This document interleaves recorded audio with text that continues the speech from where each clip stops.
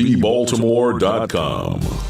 Shop Talk with Cassandra Renee, the radio show where we talk about it all. Hey, welcome to Shop Talk with Cassandra Renee. With me is my co-host, Kevin Eaton. Good morning, Baltimore. Hey. It was a surprise this morning, huh? Ooh, yeah. Oh, man. I looked out the window and saw that white stuff. I was like, what the world is going on around here? Well, I panicked. I have to admit, I had an anxiety attack. I was like, no, our Barbers. And speaking of our Barbers, we are honored to have the iconic Barbers in the house with us. Hey, fellas. Hey. Welcome. We have Mr. Wanza Poole, Mr. Craig Skills, and of course, Angelo Superstar Richardson in the house. Welcome. Let's start with Wanza. Tell us about yourself. My name is Wanza Poole. I'm from Philadelphia. I've been practicing barbering since about 1989. I obtained my license in 1991. And since then, I've worked in a pretty famous barbershop called Philadelphia Hair Company for about 12 years. And then I proceeded to own my own business since then, since about 2001. Great. Okay, Craig. Yeah, I'm Craig Skills. I'm right up the road. I'm from Wilmington, Delaware. I've been owning a business for like 22 years. I started out cutting hair in college. I went to Delaware State College at the time, now it's university, and came out of there and I started my own business. I used to have 2 shops, then 3, then 4. Now I got 1 big shop. Oh, okay. So I'm in my shop now. So I'm a vet in owning a barbershop business. And I've been around for a while time, so I'm used to the Baltimore family. Okay, so good to have you back. Angelo? Yes, ma'am.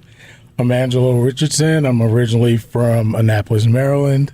I own a shop in Glen Burnie called Afrolistic. We just turned 19, March the 7th. All right. Great. We have Miss B on the air. Hi, Miss B. Good morning. Hey. It's good to have you. Oh, thanks for having me.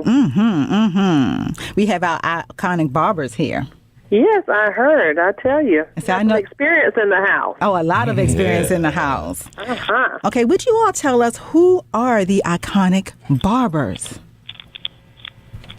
Anybody? The iconic barbers are a group of professional barbers that were formed about a year ago. Out of forming them became because of I was part of Major League Barber. Me and a couple of guys touring around the country, and we wanted to do something more to the industry. So we all got together to form a group.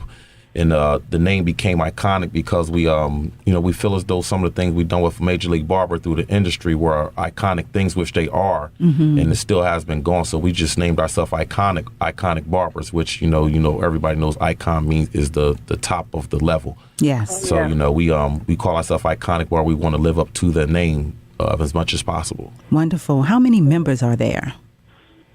We have about 5. Members that really work within the Iconic Barbers, but the members range from like 5 to maybe 12. Okay. How does one go about becoming an iconic barber? Well, first of all, to become an iconic barber, we feel as though you have to have at least 10 years experience in the barber industry. And some level of advanced education. Because we believe to be a barber, a complete barber, you have to be able to do not only African American hair or just European hair or just Asian hair. You have to be able to do everything.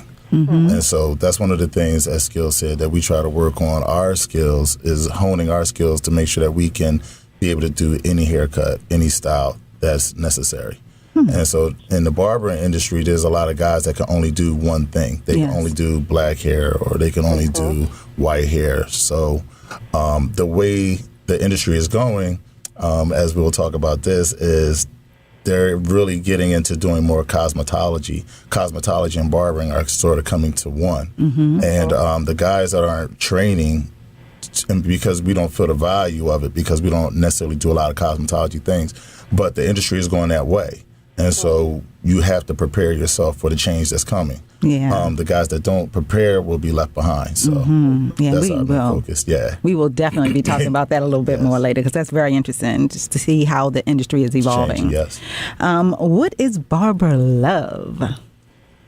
Barber Love is another one of those things that started within Major League Barber amongst us when we were all together. We saw a lot of guys wanting to go at each other and prove a point to be the best barber, but really the best barber is really dictated by your clients because skills clients will say, he's the best barber. My clients will say, I'm the best barber. And so what we found is we want to have a unifying type of message to say, forget all that. Let's show each other love because really what we need to do is bring our profession up to a more respectable level because, in my opinion, I don't think we respect the craft enough, and then therefore other people don't respect our craft. As much as we mean to the community, we need to see the value where I think older barbers did. Yes. But younger barbers, we don't have that connection because it went from being an art and something that barbers felt like they were being instrumental to people and their families to, I want to make $20 a haircut. I'm just trying to get money. I want to hustle. So it became, to me, as it came out of the 80s into the 90s, it became more of a hustle. And so we trying to bring love back to the game to show, listen, it's not about that. Let's be the best professionals we can be. Let's be the best barbers we can be and be the best barber to your community. So do you think since, because I remember, because we always refer to barbershop, where there's like maybe 3 chairs or whatever. Right. Do you think as businesses have grown, we've kind of lost that, like a sense of community? The intimacy. Yes, the intimacy of it. Do you think? We have lost that to a degree because everybody wanted to, as I said, coming out of the 80s into the 90s, everybody wanted to open up a 10, 15, 20 chair shop. Barbershop / salon, and it became real watered down because so many people wanted to get in and hustle. Now you have a barbershop or barbershop / salon that's filled with people just trying to hustle and not really be about community. And so my shop in particular is a 3-chair shop. Yes. This is a traditional old school shop. But there's nothing wrong with bigger, to me, there's nothing wrong with bigger salons or shops. The problem is having professional people and people that share your vision working with you. But sometimes when you open up these big places, you got to fill the chairs because you have overhead. Yeah. So it becomes watered down. Right. So how do you feel about salon plazas? I think it's a great way to make money. You think it's a great idea, though? Yeah. A lot of walk-ins. Okay. What are the educational requirements to become a barber? I know they vary from state to state, but... I went to school in 1990, 1989, 1990. So now I'm pretty sure it's different. But you do have to get 1,500. No, it's 12. Was it 1,200? 1,200 hours. Yeah, 1,200 hours for Maryland for barbers. Okay. So once you do that, and it's just the basic bacteriology and all that stuff, and hair cutting, color, your basics to get you to pass your state license, board. Pass the state board. Yeah, and you practice for state board as well. So. Is it pretty much the same in Philadelphia and Delaware? It's pretty much the same. Every state has their own requirements of hours that you need to require for to get your barber's license. And that's just varies from state to state. I think the only state is Alabama. I'm sure. I think it's Alabama don't have a barber's license program. Oh, really? At all. They don't state that you don't have to have a go to school. You just start cutting down there. But then them barbers, as they go to another city, they require the license. But they say, I'm from this state. Excuse me. I don't need a license. Right. So it's just becoming to be a collage of a mess as the years keep coming. And then with the economy, when the economy supposedly went down, now everybody wants to get into the so-called fast lane of being a cosmetology and a barber. Now we have we in the years of the biggest boom of cosmetology and barbers. Everybody's going to school. I mean, you have people over 40, 50s coming back to school to do hair. Oh, yeah. They're saying they're doing hair, but it's not that easy because you lose the touch. You lose the touch of the youth Yes. So you don't have the youth swing. So it's coming to be, it's a lot of people, but then it's a lot of people trying to open up individual shops. So we have a lot of one-person shops that with 10 chairs in it, but one person working. Right. So at the end of the day, the business of barbering and cosmetology is just erupting to a big mess. Yeah. Oh, interesting stuff. Kevin. Oh yeah. First thing I want to find out, we get some contact information on you guys. Okay. You know, you got a website or telephone numbers people can call you. Okay, Wanza. Okay, my website is www.cutlikeapro.com. My phone number is 267-495-7599. I also offer instructional cutting videos with the use of the razor and some fading techniques, and they can find that information right on my site. Okay. Okay, Craig. Yes, my phone number is, you can reach me at 484-557-2222. And you can also, Wan's going to give you all our information for Iconic Barber. You can reach us there at iconicbarber.com. And it's the number, either number you can reach me or Wan's at the number. Okay, Angelo. Right. Again, mine is superstarbarber.com. You can follow me on all the social websites at Superstar Barber. Yes. I stay on social media all day. That's good. It's a good way to promote. Yes, it is. Yes. And it's free. And it's free. Right. It's free. And also, people can follow us on our fan page, on our Barber Love fan page on Facebook. Right. So anything Iconic Barber, everything Iconic Barber will be on there as well. Okay. I also wanted to ask Brother Craig Skills here.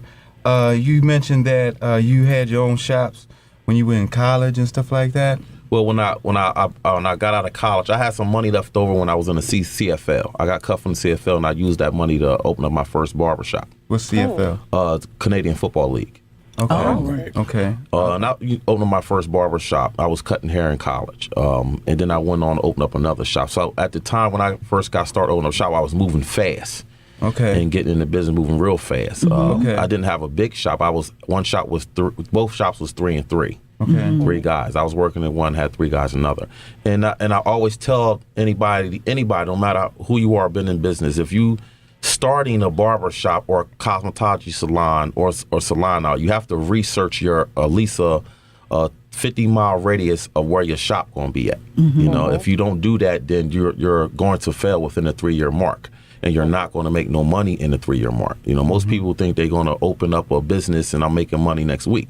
It doesn't work like that. You know, a lot of them don't advertisement. Yes, social media plays a big part today, but foot traffic is still the number one advertisement that you can do, or your clients is still the number one advertisement. Oh, yeah. So a lot of people now, their social media is so big, they heavy on social media, but then you ask them for a business card, they don't have one. So as again, they're still losing the battle. Yeah, you social media, but when I see you in the supermarket or the store, you don't even have a business card. You sending me to a social media site.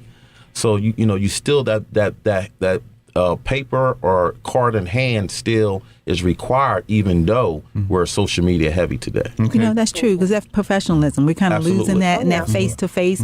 We're so used to hiding behind computers and socializing that way. But, you know, that face-to-face is very important. Right. And as Skills was saying, a lot of people don't know, a lot of times when you're driving down the street and you'll see the black strips in the street, you run across them, that's the city taking notice of how many cars, how much traffic is going up and down the street.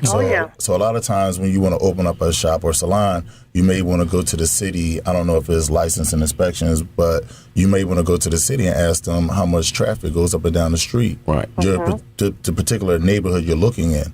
That's all key to know how much traffic is flowing in and out of the neighborhood any given month, any given day. Okay. Good tip. So where I was getting to is that, I guess what I'm getting to is that, like, with your life, you owned your shops and stuff like that, and you've been a part of the CFL and everything. Have you ever, worked a job, like, for Ford or McDonald's, or have you No. Okay. You know, the funniest thing, you know, as the years go by, I would love to work at the mall. You know, I never in my life worked for anybody. Okay. So you know, all my clients and friends say I can't work for nobody. Okay. But because I've been a boss the whole time. But I say I can. I'll be a good Indian. And that goes to say a lot of things. When you open up a business, and since I've been in business for so long, sometimes you have to watch who you talking to in business. If you're talking to somebody that's been an Indian working for somebody for a long period of time, they're going to talk to you as a worker.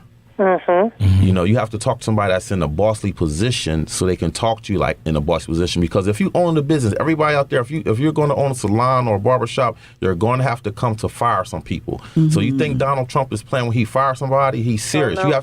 You have, and that's the worst thing in the African American community, because when you fire somebody in the African American community, you're going to get talked about.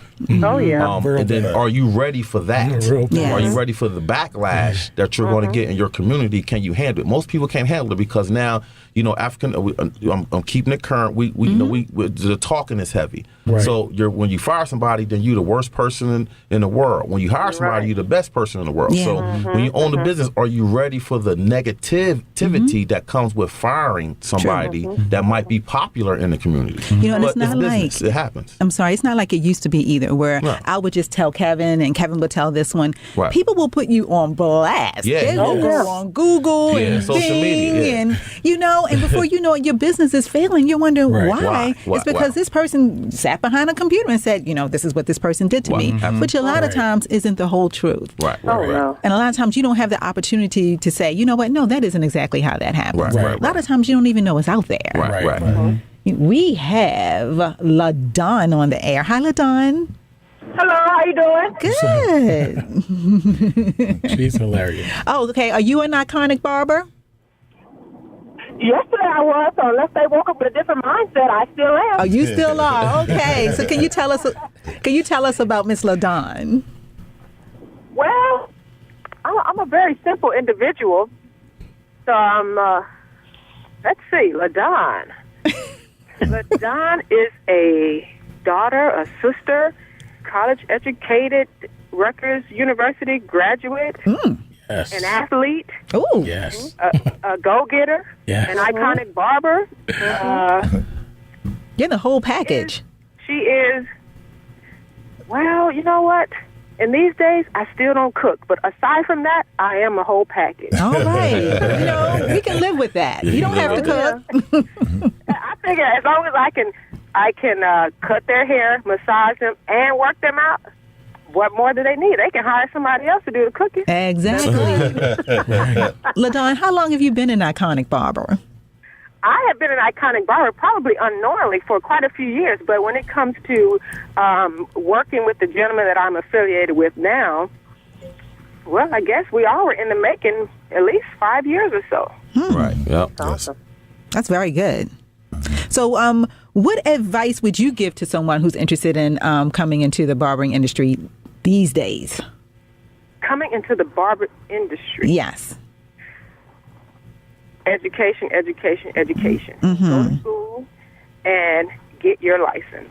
And the reason that I stress the educational standpoint is because there was a woman, and I wish I knew where to find her. I was in a salon, and I asked her about doing a service, and she said, "Are you licensed?" I said, "No." She said, "Well, then I'm not going to show you." And I took that to heart, and I think I believe in sharing. I believe in teaching. However, that has resonated within me because she was true to her word. Oh, yeah. And that's the way that it should be. Even in my barbershop, and I remember clients that I had, every time you say barbershop, they automatically think drugs. They think jail time. They think that most barbers, or at least 80% of them, have been to jail. And that they use barbering as a front, a cover-up. Yeah. And basically, whatever you want, you just go to the local barbershop and you can get it. And that's not how I want it, and it's not how my establishment is viewed. So, what do you think people should look for in a barbershop? Atmosphere, aura,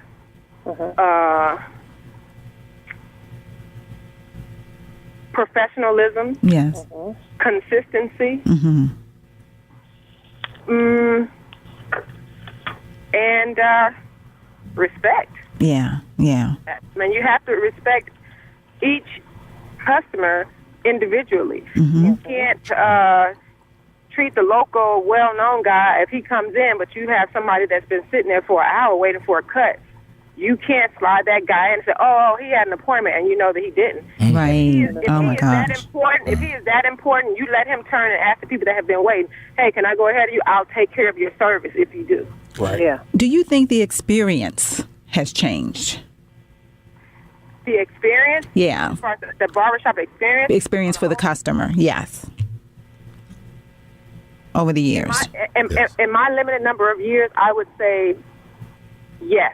Yes. And that also depends on the establishment that you're in. There are some that come in and they just want to get you in and want to get you out. There are some people that will try to do a cut that they know they can't do in 10 minutes when they know that it takes them 25. However, they see people sitting there, so they want to rush through it. Wanza? I'm sorry. Wanza? Do you think the overall experience has changed for the customer? Oh, absolutely. Okay. Absolutely. Because as I said, a lot of guys they don't understand barbering from a community standpoint, so they only see it as money. So you're going to rush people out. Whereas me, I always tell guys, in my clientele, I have a lot of professionals. Yeah. So I don't like really cutting so-called drug dealers. And people, and like guys have asked me like, why? And I said, because y'all don't respect time. Yes. And my time is money. I have a family that I'm taking care of, so I can't do the you come in, mess everything up, and then I have to clean up. You give me a couple extra dollars, a guy will pay double to get in and mess my book up. But then if I lose this guy, then I done lost somebody who's giving me $25+ a week. Yes. Over making $25 extra one time. Yes. And so we have to teach people to understand how time is money. Yes, it is. And I have a 19-year-old son that works with me now, and I was saying to him last night, he was saying, I want a car, I want to do this. I was like, well, you need to make this amount of money. Yes. I said, but also, you can't leave work at 5 o'clock. Can't leave work at 6. You're going to have to stay. You're going to have to give up something to get that. And you're going to have to make yourself a better professional in order to get it. Okay, you know what? I'm going to take a caller. Kenny? Yes, how you doing? Hi, would you have a brief question for our barbers?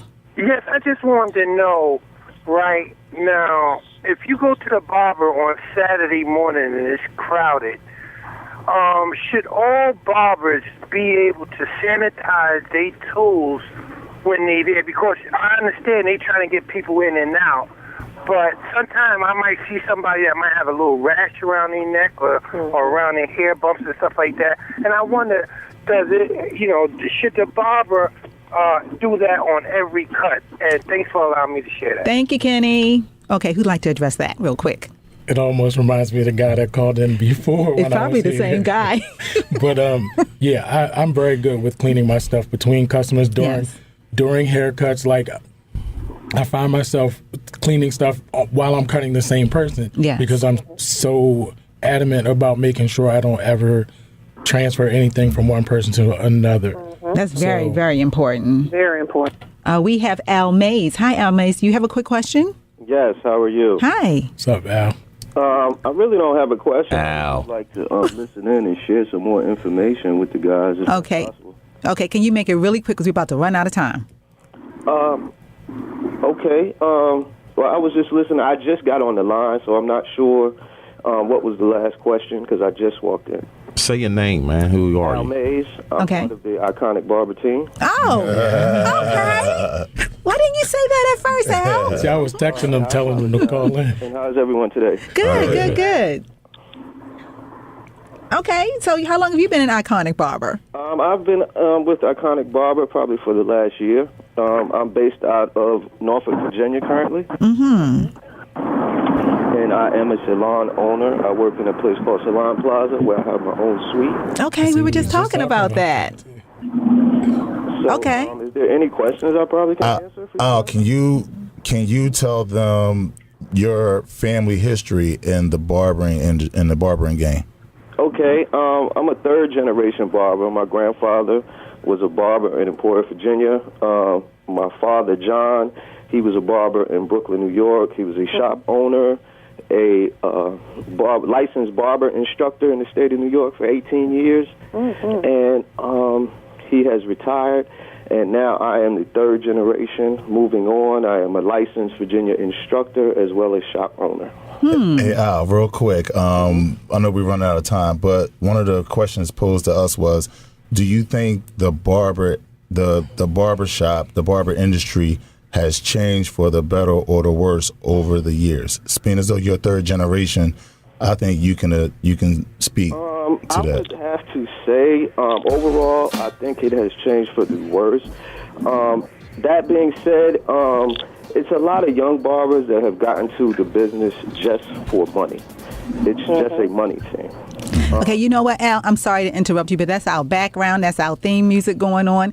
This show has been sponsored by Coiffure Exclusive Salon. We specialize in hair extension, hair replacement services in a private environment. Please give us a call at 410-663-2643. Also, tune in next week for part 2 with our iconic barbers. And hopefully, Al, you'll be with us then, too. Yeah, that'll be fine. Thank you. Thank you, LaDon. All right, Thank you, Miss B. All right, Miss B. y'all. Barber love. All right, Baltimore. Yay. Barber love. And until next week, bye-bye.